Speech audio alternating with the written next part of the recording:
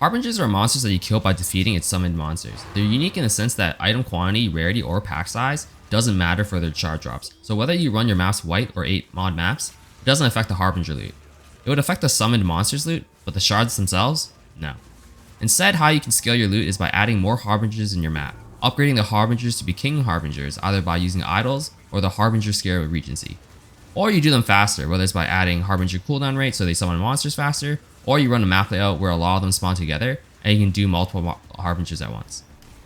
So where does the money come from? I found that the main source of money while running this strategy comes from Fraction Orbs, Ancient Orbs, Chaos, Annulments, Exalts, and one that isn't mentioned usually, Engineer Orbs. In an average map of 23 Harbingers that are all upgraded, I found that I got around 50 Engineer Orbs per map, which is like a divine every 4 maps or so.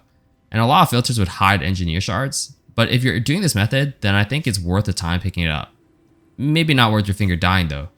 So how do you set this up? A cheaper setup that I would recommend is 1 Conqueror Idol that lets Harbingers drop currency shards as currency items, 3 Conqueror Idols that adds 2 additional Harbingers to your map, 2 3-slot idols that give 25% chance Harbingers to be replaced by powerful Harbinger boss, and specifically 25% for 50% total from the idols.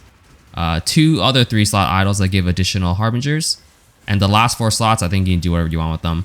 Whether you want Harbinger cooldown rate, extra Harbinger shards, or any other mechanic, it's up to you. On to the Scarabs. The only mandatory one is the Harbinger Scarab of Warhoards, so that you can duplicate all the currency shards. And then a Harbinger Scarab of Regency if you do not have perfect idols that give 100% chance for your Harbingers to be replaced by the powerful Harbinger boss. And then the rest of them you can fill with however many Harbinger Scarabs you have. But let's say you can't afford it, then that's okay as well. If you ran this setup, it would give you 8 additional Harbingers from idols, 9 from the Scarabs for a total of 17 Harbingers in a map, which is still a pretty good amount without breaking the bank. I ran these maps in City Square, but you can run them in whatever map layout you prefer. Some are better than others. I think Cemetery, City Square, maybe Glacier are pretty good. I don't know because I'm a City Square one trick. So should you do this setup? If you're not as confident in your build to farm juice maps, or you want some XP without dying as much, then this might be for you. In terms of profit, I wouldn't rate this as one of the best, but it's definitely not bad. The reason is because a lot of the money really comes from the Fraction Orbs. So until you really get it, you're sort of just working with like the other shards, which aren't as good. You're probably only making like close to half a divine worth a map, maybe, if you have 23 Harbingers in your map. But it's really chill, depending on your build, you can just sit in the middle of the Harbingers and AFK. Any build with recovery on block, or if you're an Ancestral Commander, it's probably a really easy mechanic for you.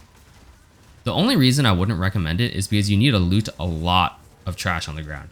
So if you don't have a macro that you can use to pick up like a bunch of items by spamming left click, or a program like Xmouse, then I would say maybe you want to double think it. It might not be worth it for you. You could also run it without picking up any of like the low value shards like the Engineer Orbs. I think you end up losing out on a lot of value if you do that, so I